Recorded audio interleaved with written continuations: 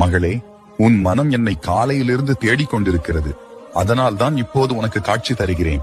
என்னை வணங்கிவிட்டு உன் நண்பர்களுக்கு பகரிரு. பாசத்துக்கும் தொல்லைக்கும் வித்தியாசம் தெரியாதவர்களிடம் நம் பாசத்தை காட்டினாள். அவர்களுக்கு அது குப்பைக்கு சமமாக தான் தெரியும். யாரையும் முழுவதும் சார்ந்திருக்காதே. காலம் மாறும்போது கைவிடப்பட்டால் கலங்கி போவாய். யாரையும் நம்பி வாழாதே. உன்னை நம்பி வாழ பழகு. நன்றி மறந்தவர்கள் இருக்கலாம், ஆனால் நீ செய்த உதவி வீணாகாது என் பிள்ளையே. நீ தர்மத்தின்படி வாழ்ந்ததால் அதற்கான பலனை தர நானே வந்துள்ளேன். நீ செய்து வந்த உதவிகள் உன்னையும் உன் வாரிசுகளையும் இன்றளவும் காத்துக் கொண்டிருக்கின்றது. நீ நன்றி நெஞ்சத்துடன் நீங்காத நம்பிக்கையோடு இரு. உன் குழந்தைகளுக்கும் கற்றுக்கொடு. யாம் இருக்க பயமேன்.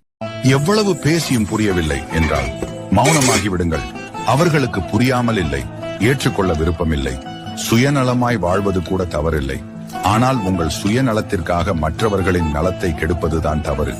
விலை கொடுத்தாலும் பெற முடியாத ஒரே பொருள். கண்முடித்தனமாக அன்பு வைத்துவிட்டு பின்பு கவலைப்படுவதும், பாசம் காட்டி பழகியவர்களிடம் பகையை வளர்த்து பின் அனாதையாக நின்று வருத்தப்படுவதும், உறவுகளை புரிந்து கொள்ளாமல் உணர்ச்சிகளுக்கு அடிமையாக வாழ்ந்ததன் முடிவே. அந்த முடிவில் எஞ்சுவது தனிமையும் மனதை சுமையாக்கும் நினைவுகளும் தான். உறவுகளில் எல்லையில்லாத அன்பே பின்னால் எல்லையில்லாத வலியாக மாறுகிறது. இந்த வருடம் நீ என்கிட்ட கேட்ட விஷயங்களும் உன் மனதில் நினைத்த விஷயங்களும் நான் உனக்கு செய்து தருவேன். நல்ல விஷயங்களை செய்ய தயங்கி நிற்காதே. தைரியமா செய். உனக்கான பலன்கள் நான் உனக்கு தருவேன். நான் உன் கூடவே தான் இருக்கேன். நான் சொல்லும் வார்த்தை நீ நம்பினால் ஓம் முருகா என்று பதிவிட்டு ஃபாலோ செய். ஏதோ ஒரு ஏமாற்றத்திற்கு பிறகுதான் மனிதன் புத்தராகவோ துறவியாகவோ உருவாகிறார்கள் அல்லது உருவாக்கப்படுகிறார்கள். ஏமாற்றம் ஏற்படும் போது நிதானமாக யோசித்தால் நம் எதிர்பார்ப்பே தவறு என்று புரியும். தியானத்திலும் ஞானத்திலும் தெளிவடைந்ததை விட உறவுகளின் பேச்சுகளில் தெளிவானதே அதிகம். என்னை காண வர வேண்டும் என்று நினைக்கின்றாய். உன் இக்கட்டான சூழ்நிலையால் வர முடியுமோ முடியாதோ என்று அச்சம் உள்ளது. என் மீது நம்பிக்கை வைத்து உன் விரதத்தை தொடங்கு. என்னை காண வருவதற்கான வாய்ப்பை நான் உனக்கு உருவாக்கி கொடுப்பேன். என் தரிசனம் உனக்கு சிறப்பாகவே கிடைக்கும். யாம் இருக்க பயமே. உன்னை சுற்றியுள்ளவர்களை புரிந்து கொள்ள முயற்சிக்காது. ஏனெனில் சிலர் முகத்தில் சிரிப்பையும் மனதில் விஷத்தையும் வைத்திருப்பார்கள். அவர்களை மாற்ற முயற்சிக்காதே. அது உன் வேலையும் அல்ல. முகத்திற்கு முன்னால் சிரித்து பேசி முதுகிற்கு பின்னால் உன்னை தவறாக பேசும் மனிதர்களுக்கு மத்தியில் இந்த உலகில் வாழ்வதே ஒரு சாதனையாக தான் உள்ளது. பொய்கள் நிறைந்த உலகில் உண்மையாயிருப்பதே ஒரு போராட்டம்தான். எவ்வளவு பேசியும் புரியவில்லை என்றால் மௌனமாகி விடுங்கள். அவர்களுக்கு புரியாமல் இல்லை, ஏற்றுக்கொள்ள விருப்பமில்லை. சுயநலமாய் வாழ்வது கூட தவறில்லை. ஆனால் உங்கள் சுயநலத்திற்காக மற்றவர்களின் நலத்தை கெடுப்பதுதான் தவறு. நம்பிக்கையால் கட்டிய வாழ்க்கை சந்தேகத்தால் சிதற ஒரு நொடி போதும். சந்தேகம் என்பது விஷம் போன்றது. அதை வாழ்க்கையில் சேர்க்காமல் இருக்க கற்றுக்கொள். ஊர் பேசுவதை உண்மை என்று நம்புவதை விட்டு உன் வாழ்க்கையில் பிறர் நுழைந்து கருத்து சொல்ல உரிமை தந்து விடாதே. ஒரு நிமிட சந்தேகம் கூட குடும்பத்தில் உள்ள சிரிப்பை அழித்துவிடும். உன் வாழ்க்கையில் எவ்வளவு சந்தோஷமாக இருந்தாயோ, சந்தேகம் நுழைந்த பின் அதைவிட நிம்மதி இல்லாமல் கஷ்டப்படுவாய். சந்தேகம் என்பது நீயும் கஷ்டப்பட்டு உன்னை நம்பிய உறவையும் கஷ்டப்படுத்தி வாழ்க்கையில் உள்ள நிம்மதியை சிதைத்துவிடும்.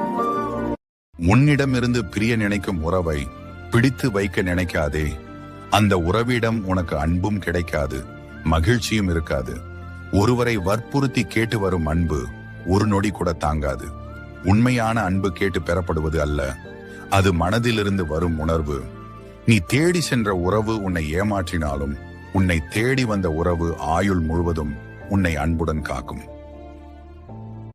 வேறு ஒருவருக்காக உன்னை விட்டு பிரிந்து சென்ற உறவு மீண்டும் உன்னை தேடி அன்பு காட்ட வந்தால் அந்த உறவை ஏற்றுக்கொள்வதும் மறுத்து விடுவதும் உன் விருப்பம். ஆனால் ஒன்றை மட்டும் புரிந்து கொள்.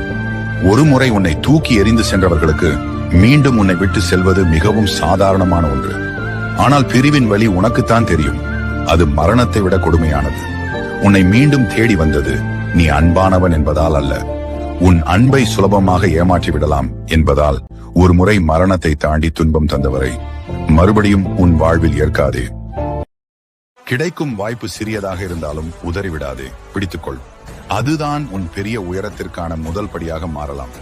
கைத்தட்டல் இல்லாத தருணத்திலும் உன் திறமையை முழுதாய் காட்டிவிடு. தகுதிக்கேற்ற வேலை கிடைக்காமல் போனாலும் கிடைத்த வேளையில் உன் தகுதியை நிரூபித்து காட்டு. செய்யும் வேளையில் உண்மையாயிருந்தால் நினைத்து பார்க்காத வெற்றி கிடைக்கும். வாய்ப்பு கிடைத்தால் பிடி, பிடித்தால் விடாதே. வாய்ப்பு என்பது உன் வாழ்க்கையை மாற்றும் தீப்பொறி. மகளே, அழாதே தாயே. உனக்கு கஷ்டம் இல்லாத வாழ்க்கையை நான் தர்றேன் தாயே. நீ போற பாதையில நான் காவலா இருப்பேன். உனக்கு நடக்கிற ஒவ்வொரு அவமானத்துக்கும் வெகு தீனமே சீக்கிரம் பதில் வரும். இதுக்கப்புறம் உனக்கு கஷ்டமே இருக்காது தாயே. இதுக்கப்புறம் உனக்கு கஷ்டமே இருக்காது தாயே. தைரியமா புறப்படு.